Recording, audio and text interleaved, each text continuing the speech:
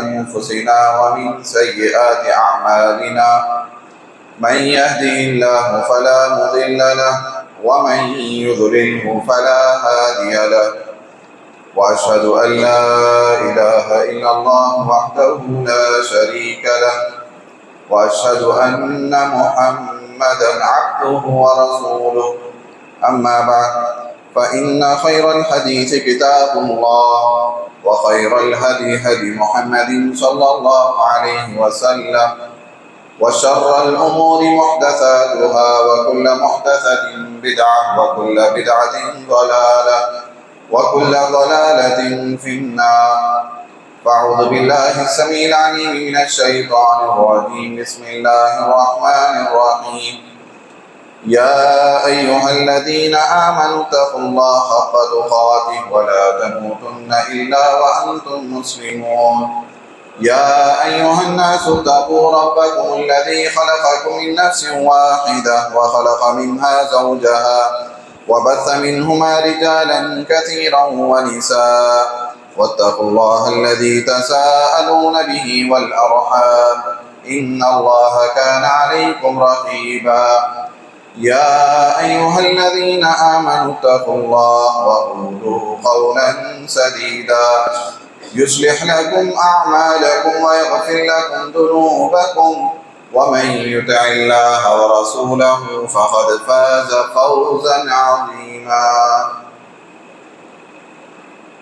تمام قسم کی حمد و ثنا کی بریائی اللہ وحدہ لا شریک ہی کے لیے لائق و زیبا ہے. سبحان اللہ بحمدہ سبحان اللہ العظیم. درود و سلام ہو تمام انبیاء کرام پر، بالخصوص آخری نبی محمد مصطفیٰ صلی اللہ علیہ وسلم پر. دعائے مغفرت ہو، بخشش کی دعائیں ہو اہل بیت کے لیے، صحابہ کرام کے لیے، تابعین، تبع تابعین، سلف صالحین کے لیے. محترم حاضرین، پردہ نشین خواتین، اللہ تبارک و تعالیٰ نے سورۃ الاعلیٰ میں ارشاد فرمایا: قد افلح من تزکا وذکر اسم ربہ فصلی. یقیناً وہ شخص کامیاب ہوا جس نے تزکیہ کیا. یہاں اللہ تعالیٰ نے کامیابی کی گارنٹی دی ہے اس شخص کے لیے جس نے تزکیہ کیا. تزکیہ کا کیا معنی ہے؟ دو معنی. ایک معنی یہ ہے کہ انسانی نفس کی جو بری عادتیں ہیں، جو بری خصلتیں ہیں، انسان اپنے نفس کو، اپنے دل کو ان تمام خرابیوں سے پاک کرتا ہے. نفس کی خرابیاں، بری عادتوں سے اپنے آپ کو پاک کرتا ہے تو ایسا شخص کامیاب ہوا. دوسرا معنی یہ ہے کہ وہ شخص کامیاب ہوا جس نے زکوٰۃ ادا کی. یہاں تزکا یعنی زکوٰۃ دے. زکوٰۃ جس نے دی، اللہ تعالیٰ نے فرمایا یہ شخص کامیاب ہے. محترم حاضرین، آج کا موضوع زکوٰۃ کے متعلق ہی ہے. سب سے پہلی بات یہ جان لے کہ زکوٰۃ کا تعلق رمضان سے کچھ بھی نہیں ہے. رمضان سے کچھ تعلق نہیں ہے زکوٰۃ کا، لیکن عمومی طور پر لوگ رمضان میں زکوٰۃ ادا کرتے ہیں. زکوٰۃ انسان پر اسی وقت فرض ہوتی ہے جب اس کے پاس اتنا مال آ جائے جتنی مقدار پر زکوٰۃ فرض ہوتی ہے، اور اس پر ایک سال گزر جائے، گرچہ کہ وہ کوئی بھی مہینہ، چاہے وہ شعبان ہو، شوال، محرم، رجب، کچھ بھی مہینہ ہو، اسی وقت آپ پر زکوٰۃ فرض ہو جاتی ہے، آپ کو اسی وقت ادا کرنا ہو. لیکن عمومی طور پر لوگ کچھ مہینے پہلے ہی رمضان میں ادا کرتے ہیں، اور پھر انہیں یہ یاد رکھنے میں بھی آسانی ہو جاتی ہے کہ زکوٰۃ جو ہے سال میں ایک مرتبہ دینا ہے اور قمری حساب سے دینا ہے. قمری مہینے جو ہے چاند کے مہینے میں اسی مہینے کے اعتبار سے دینا ہے. تو لہذا وہ جب رمضان میں دیتے ہیں تو پھر دوبارہ رمضان میں پھر وہ ادا کرتے ہیں. دوسری چیز یہ ہے کہ غربا تک پہنچنے میں آسانی بھی ہو جاتی ہے. لوگوں کو زکوٰۃ نکال کر غربا تک پہنچانے میں رمضان کے مہینے میں عمومی طور پر آسانی ہوتی. اور اس کی ایک وجہ یہ بھی ہے کہ رمضان کا مہینہ نیکیوں کا مہینہ ہے. بندہ ہر نیکی میں آگے رہتا ہے، کوشش کرتا ہے کہ وہ بہت سی نیکیوں کو انجام دے، تو ان میں اس کے لیے اجر بھی زیادہ ہو جاتا ہے۔ تو لہذا لوگ زکوٰۃ رمضان میں اس لیے بھی دیتے ہیں تاکہ وہ اجر کے زیادہ مستحق ہو جائے۔ تو لہذا کہنا یہ ہے کہ رمضان سے کچھ خاص تعلق نہیں ہے، لیکن عمومی طور پر لوگ اس مہینے میں دیتے ہیں، تو اسی مہینے میں زکوٰۃ کے تعلق سے مسائل بھی بیان کیے جاتے ہیں۔ محترم حاضرین، زکوٰۃ جو ہے یہ اسلام کا تیسرا اہم رکن ہے۔ نماز سب سے دوسرا رکن ہے، تیسرا زکوٰۃ ہے۔ یہ اسلام کا تیسرا ایک اہم رکن ہے۔ اللہ کے رسول صلی اللہ علیہ وسلم نے فرمایا بنی الاسلام علی خمس، اسلام کی بنیاد 5 چیزوں پر رکھی گئی ہے۔ ان میں پہلی چیز کہ بندہ یہ گواہی دے کہ نہیں ہے کوئی سچا معبود سوائے اللہ کے، اور محمد اللہ کے بندے اور اس کے رسول ہیں، اور دوسرا وہ نماز پڑھے، تیسرا وہ زکوٰۃ دے۔ تو اسلام کی یہ 5 ارکان ہیں، اس میں سے تیسرا اہم رکن کیا ہے؟ زکوٰۃ ہی ہے۔ اور زکوٰۃ کے تعلق سے یہ مدینہ میں آنے کے بعد فرض ہوئی، زکوٰۃ جو ہے اس کی فرضیت مدینہ میں آنے کے بعد ہوئی۔ لیکن جب ہم قرآن مجید پڑھتے ہیں کہ جو مکی صورتیں ہیں ان میں بھی زکوٰۃ کا ذکر ملتا ہے۔ مکے میں ہی اللہ تبارک تعالیٰ نے نماز کے ساتھ زکوٰۃ کا بھی حکم دیا ہے تاکہ ایک ذہن سازی ہو جائے۔ اس دور میں صحابہ کرام جو ابھی ایمان لائے تھے، اللہ تعالیٰ ان کی تربیت پہ کیا ہے، اللہ تعالیٰ نے ان کے ذہن کو بنایا ہے، ذہن سازی کی ہے کہ مکے ہی سے یہ بتایا گیا ہے کہ نماز بھی پڑھنا ہے، زکوٰۃ بھی دینا ہے، کیونکہ زکوٰۃ انسان جو مال کماتا ہے ان مال میں سے اسے نکال کر دینا ہے۔ تو انسان کے نفس پر بڑا شاق گزرتا ہے، کیونکہ مال کی محبت بہت زیادہ ایک لالچی ہوتی ہے انسان کے لیے۔ اللہ نے خود قرآن مجید میں فرمایا وَإِنَّهُ لِحُبِّ الْخَيْرِ لَشَدِيدٌ، کہ انسان کو جو ہے مال کی محبت بہت ہی سخت لگتی ہے۔ انسان کسی نفس پر ہوتا ہے کہ وہ مال کی چاہت والا ہوتا ہے، مال کی طلب والا، مال کی لالچ اسے ہوتی ہے۔ تو اللہ تبارک تعالیٰ نے پہلے سے ہی تربیت کی ہے کہ انسان کو چاہیے کہ اپنا جو مال وہ کما رہا ہے ان میں سے ایک حصہ وہ نکال کر، جو زکوٰۃ کا مال ہے اسے نکال کر وہ غربا میں وہ تقسیم کرے۔ اللہ تعالیٰ نے اس کی بھی فہرست بتائی ہے۔ اللہ تعالیٰ نے اللہ کے رسول صلی اللہ علیہ وسلم کو حکم دیا کہ خذ من اموالہم صدقۃ تطہرہم وتزکیہم بہا وصلی علیہم، کہ اللہ تعالیٰ نبی کو حکم دے رہا ہے کہ اے نبی آپ لوگوں کے مال میں سے زکوٰۃ لیجئے۔ اللہ کے رسول صلی اللہ علیہ وسلم صحابہ کرام کو مقرر کرتے تھے۔ یہ صحابہ کرام محلوں میں جاتے تھے، بستیوں میں جاتے تھے، وہاں جا کر جو صاحب مال ہیں ان کے مال کا حساب لگا کر پھر اس میں سے زکوٰۃ لے کر اللہ کے رسول کے پاس آتے تھے۔ تو مدینہ میں یہ رواج تھا، اللہ کے رسول صلی اللہ علیہ وسلم نے یہ طریقہ رائج کر دیا تھا کہ زکوٰۃ کے وصول کرنے والے صحابہ مقرر ہوتے، وہ گاؤں گاؤں جاتے، بستی بستی جاتے، وہاں کے جو صاحب مالدار ہوتے ان کے مال کا حساب وہ خود لگاتے، اور پھر ان کے مال میں سے جو مال زکوٰۃ کا ہوتا اسے لے کر اللہ کے رسول صلی اللہ علیہ وسلم کے پاس آتے۔ تو اللہ تعالیٰ نے فرمایا خذ من اموالہم صدقۃ تطہرہم، آپ ان کے مال میں سے زکوٰۃ لیجئے تاکہ ان کے نفس کا تزکیہ ہو اور انہیں پاک و صاف کیا جائے، اور آپ ان کے لیے دعائے خیر بھی کیجیے۔ 3 چیزیں اللہ تعالیٰ نے بتائی کہ انسان جب زکوٰۃ کا مال نکالتا ہے تو ایک چیز یہ ہے کہ مال کی بھی صفائی اس سے ہوتی ہے۔ آپ جو مال کماتے ہیں اس میں کچھ نجاست بھی ہوتی ہے، کچھ گندگی بھی ہوتی ہے۔ اللہ کے رسول نے فرمایا زکوٰۃ جو ہے اوساخ المال ہے، اوساخ الناس ہے۔ یہ مال جو ہے، زکوٰۃ جو ہے مال کا ایک میل ہے، ایک مال کی ایک گندگی ہے جو نکالی جا رہی ہے۔ یہ مالداروں کے لیے حلال نہیں ہے، یہ فقراء کے لیے حلال ہے، ان کے لیے پاکیزہ ہے۔ اگر آدمی زکوٰۃ نہ نکالے تو گویا وہ اپنے مال کو جو استعمال کر رہا ہے اس میں وہ نجاست کو استعمال کر رہا ہے، وہ اپنی گندگی کو اپنے اوپر استعمال کر رہا ہے۔ اگر کوئی انسان زکوٰۃ نہیں نکال رہا ہے تو گویا اپنے پیٹ میں جہنم کی آگ کو بھر رہا ہے، اپنے جسم پر وہ جہنم کی آگ کو لگا رہا ہے، میل کو وہ لگا رہا ہے۔ تو لہذا پہلی چیز یہ ہے کہ زکوٰۃ نکالنے سے انسان جو مال کما رہا ہے اس کے بعد جو مال ہے اس مال کو بھی صاف کیا جاتا ہے، مال کی بھی صفائی ہوتی ہے۔ دوسری چیز نفس کی صفائی ہوتی ہے، انسان کے نفس کی صفائی۔ اللہ تعالیٰ ہر اعتبار سے مومن کی تربیت کرنا چاہتا ہے کہ ہر طریقے سے مومن کا مال بھی پاک رہے، مومن کا جسم بھی پاک رہے، مومن کی نفس بھی پاک رہے، اس کا دل بھی پاک و صاف رہے۔ اللہ تبارک تعالیٰ ہم سے یہ مطالبہ یہ چاہتا ہے کہ انسان کے اندر حرص ہے، لالچ ہے، مال کی محبت ہے، اگر مال زکوٰۃ نکالے گا، صدقہ و خیرات کرے گا، اللہ کی راہ میں خرچ کرے گا تو اس کا دل بھی پاک و صاف ہو جائے گا۔ تیسری چیز وصلی علیہم، اے نبی آپ ان کے لیے دعائے خیر کیجیے۔ اللہ کے رسول صلی اللہ علیہ وسلم کے بعد جب صحابہ مال لا کر دیتے تو اللہ کے رسول صلی اللہ علیہ وسلم ان کے لیے دعا کرتے کہ اللہم صلی علی آل اوفا، اے اللہ آل اوفا پر رحم فرما۔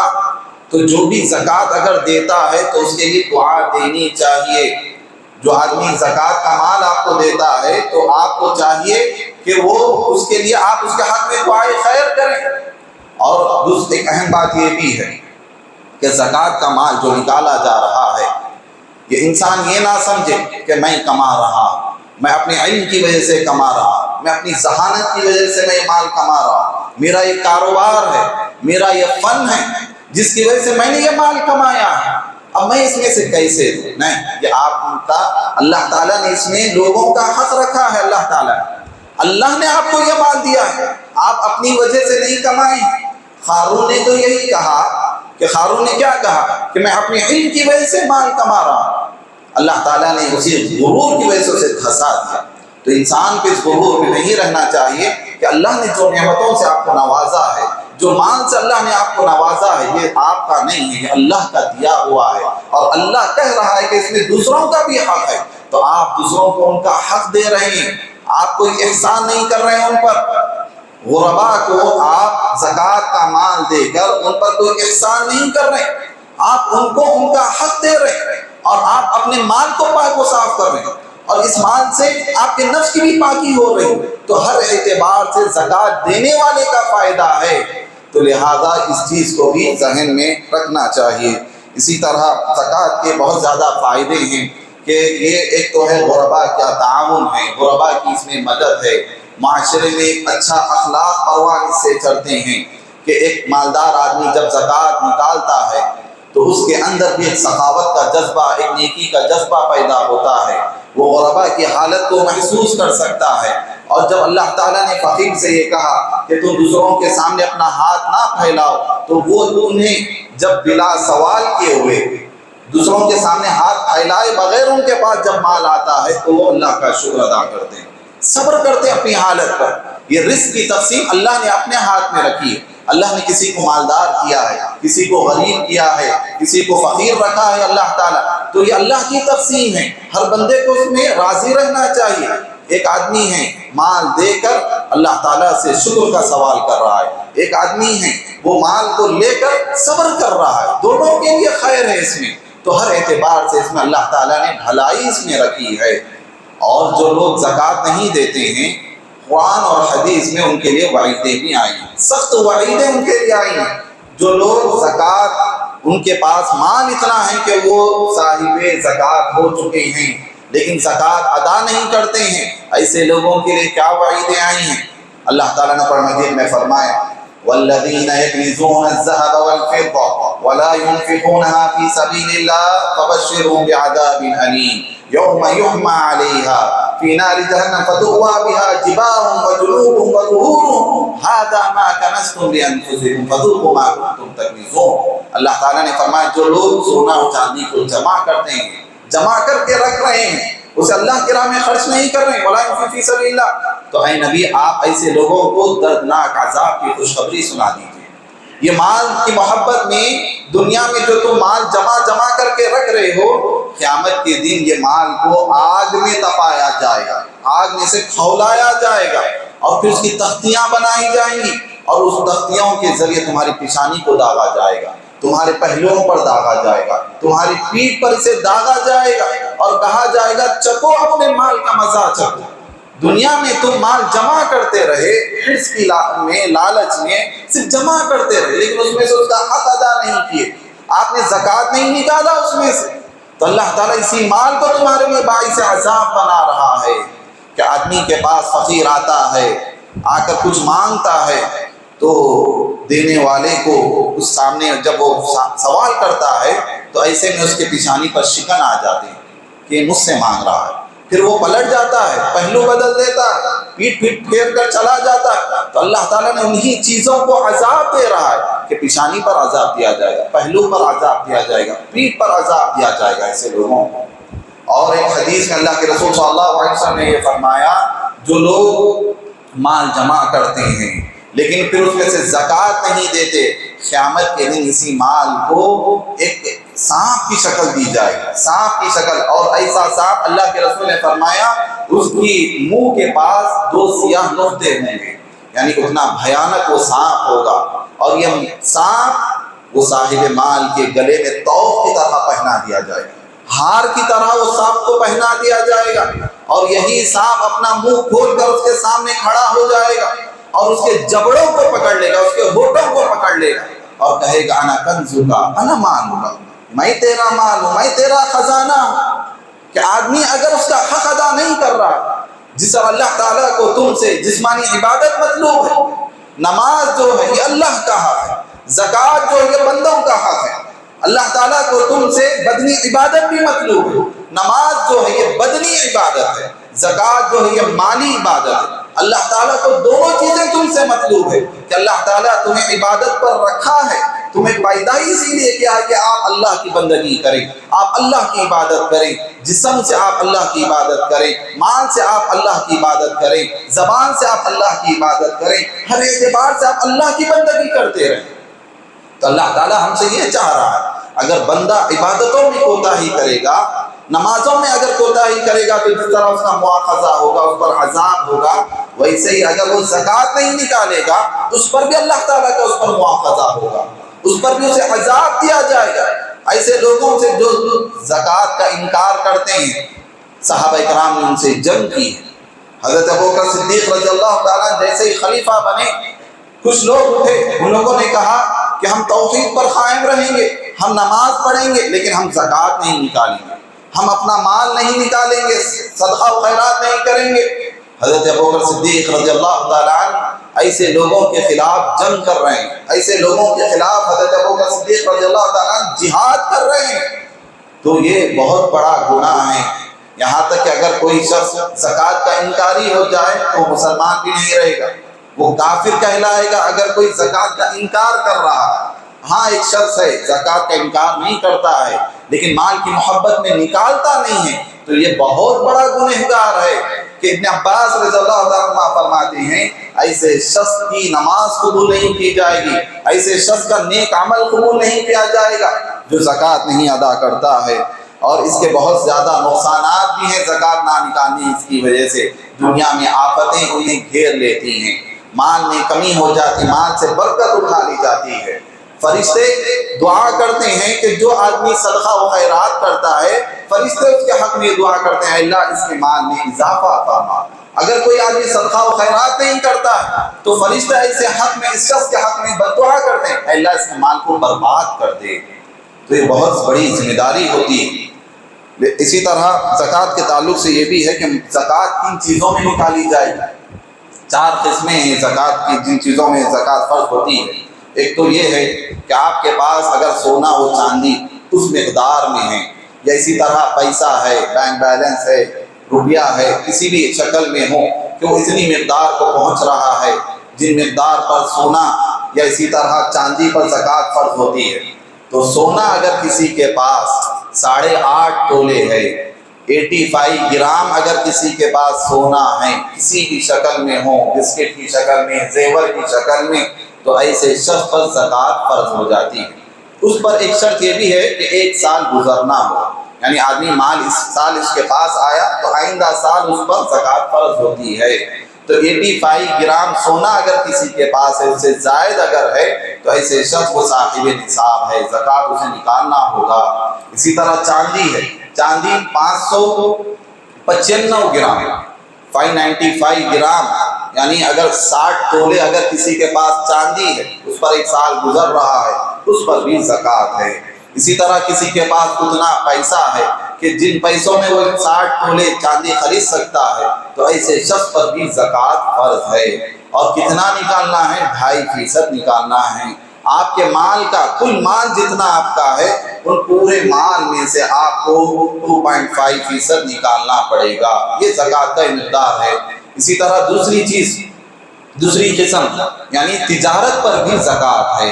آدمی چھوٹے موٹے کاروباریوں پر نہیں ہوتا ہے، لیکن ایک بڑا کاروبار ہے، یعنی سونا و چاندی کی مقدار تک پہنچنے والا کاروبار اس کا ہے، اور اس کی آمدنی اتنی ہے، خرید و فروخت کی شکل میں وہ کر رہا ہے، تو اس مال تجارت پر بھی جو آپ تجارت کے ذریعے جو فائدہ آپ حاصل کرتے ہیں یا جس تجارت سے آپ فائدہ حاصل کرتے ہیں، تو اس پر بھی زکوٰۃ ہوتی ہے کہ آپ کو اندازہ کر کے اس میں سے 40واں حصہ آپ کو زکوٰۃ نکالنا ہوگا۔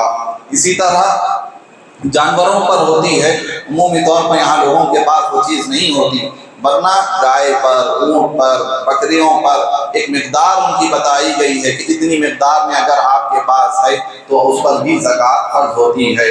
چوتھی قسم یہ ہے کہ کھیتیوں پر، زراعت پر بھی زکوٰۃ ہوتی ہے کہ اگر کسی کا کھیت ہے، کسی کی زراعت ہے جس میں اس کے پاس 7 کنٹل اناج نکلتا ہے، 7 کنٹل سے اگر کم ہے تو اس پر زکوٰۃ نہیں ہوتی، 7 کنٹل سے زائد اس کے کھیت میں سے اناج نکلتا ہے تو اس پر بھی زکوٰۃ ہوتی ہے، اس میں سے بھی ایک مخصوص حصہ اسے زکوٰۃ کے لیے نکالنا ہوگا۔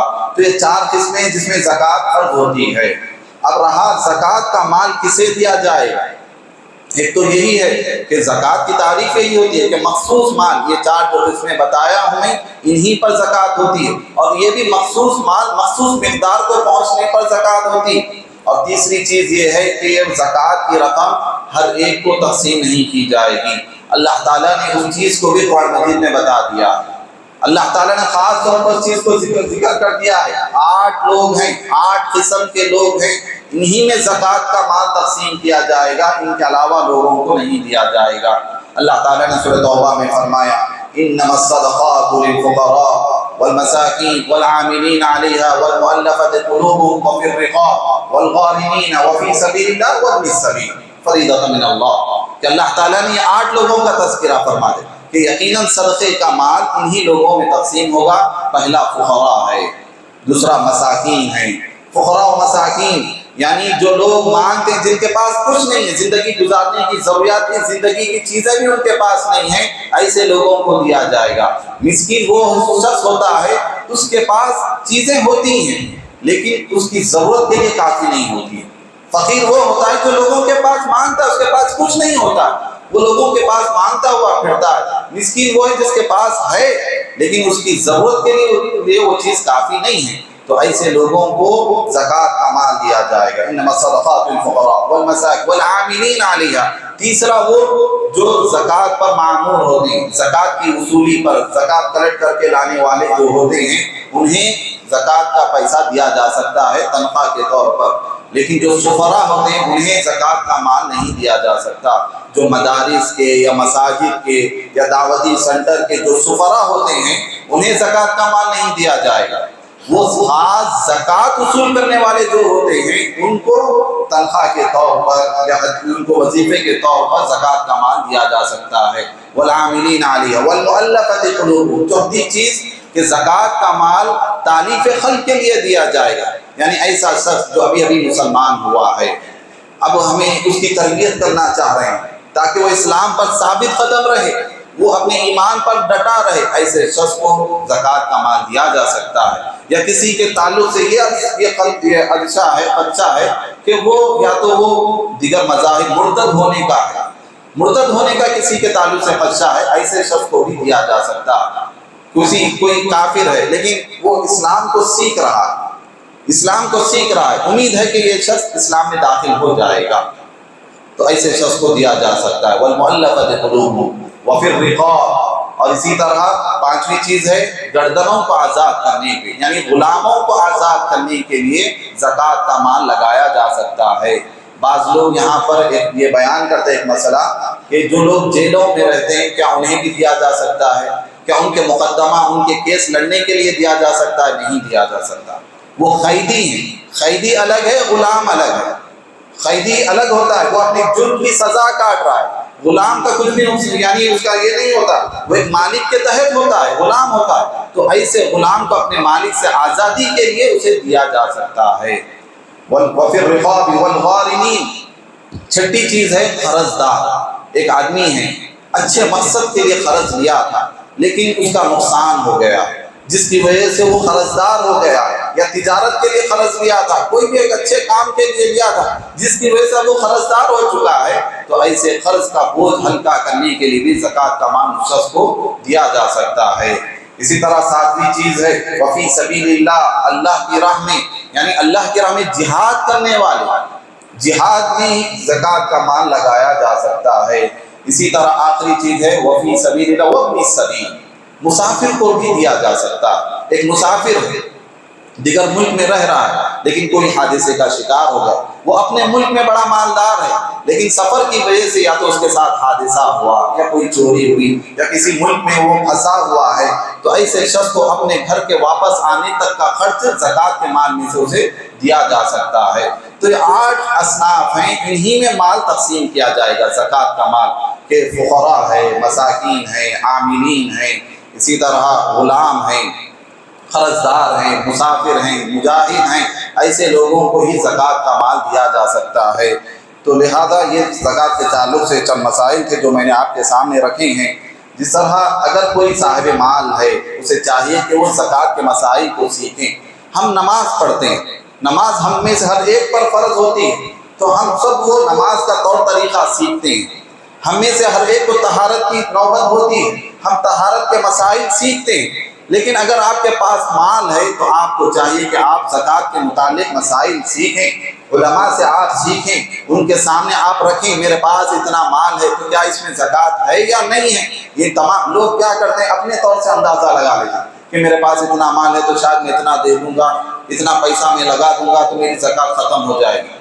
اہل علم کہتے ہیں کہ آپ کا صرف مال خرچ ہو جائے گا، وہ ایک عام صدقہ ہو جائے گا، زکوٰۃ آپ پر جو تھی وہ ثابت نہیں ہوتی، وہ فرضیت آپ پر ہمیشہ رہے گی جب تک کہ آپ صحیح طور سے اس کو زکوٰۃ کے طور پر نہ نکالیں گے۔ تو یہ ایک اہم مسئلہ ہے۔ اسی طرح زکوٰۃ کا مال جسے دیا جائے گا، اگر آپ کے خاندان میں غریب ہیں، فقراء مساکین کے درجے میں آتے ہیں، آپ ان کو دے سکتے ہیں، آپ کو دگنا اجر ملے گا۔ لیکن عمومی طور پر لوگ یہ سمجھتے ہیں کہ ہمارے خاندان میں اگر معاشی اعتبار سے، مالی اعتبار سے کمزور ہے تو انہیں زکوٰۃ کا مال دے دیتے ہیں، گرچہ کہ وہ فقیر نہیں رہتے، مسکین نہیں رہتے۔ ہمارے اعتبار سے ہمیں یہ لگتا ہے کہ ہمارے خاندان کا ایک کمزور آدمی ہے معاشی اعتبار سے، مالی اعتبار سے، تو لوگ اسے زکوٰۃ کا مال دیتے ہیں، تو اس سے وہ زکوٰۃ صحیح مستحق تک نہیں پہنچتی ہے۔ ہاں یقیناً یہ حدیث ہے کہ آپ اپنے رشتہ داروں میں سے اپنے خاندان کے افراد پر تقسیم کریں، اگر وہ مستحق ہے تو آپ کو دگنا اجر ملے گا، ایک تو زکوٰۃ ادا کرنے کا، دوسرا اپنی رشتہ داری نبھانے کا۔ وہ مستحق ہے ہونا یہ شرط ہے، صرف مالی اعتبار سے کمزور ہونا یہ مستحق ہونے کی شرط نہیں ہے۔ اسی طرح زکوٰۃ کا مال جو ہے صرف پیسے کے ذریعے، کیونکہ وہ سونا و چاندی پر فرض ہوتا ہے، تو آپ اس کی بجائے آپ کرنسی نکالتے ہیں، پیسہ نکالتے ہیں، تو وہی چیز نکالی جائے گی زکوٰۃ میں۔ لوگ اپنے طور سے کٹ تقسیم کرتے ہیں، راشن تقسیم کرتے ہیں، کپڑے تقسیم کرتے ہیں، زکوٰۃ کے مال سے لوگ تقسیم کرتے ہیں، یہ درست شکل نہیں ہے، یہ طریقہ بھی درست نہیں ہے۔ آپ کو پیسہ ہی دینا ہوگا۔ جہاں پر لوگوں کو یہ کہا جاتا ہے کہ زکوٰۃ کے مال میں سے آپ کو مال ہی نکالنا ہے، تو لوگ یہ سوال کرتے ہیں کیا راشن دیا جا سکتا ہے یا کپڑے تقسیم کیے جا سکتے ہیں۔ جہاں صدقۃ الفطر کی بات آتی ہے، صدقۃ الفطر میں اللہ نے یہی حکم دیا کہ وہاں آپ کو اناج ہی نکالنا ہے، تو وہاں لوگ یہ سوال کرتے ہیں اناج کے بدلے میں کیا پیسے دے سکتے ہیں؟ نہیں، اللہ تعالیٰ نے جو حکم دیا ہے ہمیں وہی عمل کرنا ہے، گرچہ کہ ہمیں اس کا فائدہ نظر آئے یا ہمیں اس کی حکمت نظر آئے یا نہ آئے۔ اللہ کا حکم ہے زکوٰۃ نکالنا ہے تو پیسوں میں سے ہی نکالنا ہے، پیسہ ہی آپ غریب کے ہاتھ میں دیں گے۔ تو یہ زکوٰۃ کے چند مسائل تھے جو میں نے آپ کے سامنے رکھے۔ اللہ تعالیٰ سے دعا کرتا ہوں اللہ تعالیٰ ہم تمام کو نیک عمل کرنے کی توفیق عطا فرما، اللہ تعالیٰ ہماری نیکیوں کو قبول فرما، اللہ تعالیٰ ہمیں اس رمضان میں جو عبادتیں ہم بجا لا رہے ہیں اللہ تعالیٰ ہماری تمام عبادتوں کو قبول فرما، اور ہمیں سے جو پریشان حال ہے اللہ تعالیٰ ان کی پریشانیوں کو دور فرما، اور جو ان دنوں میں امتحانات لکھ رہے ہیں اللہ تعالیٰ انہیں کامیابی سے نواز۔ آمین یا رب العالمین۔ بارک اللہ لی ولکم سائر المسلمین واستغفروہ انہ غفور رحیم۔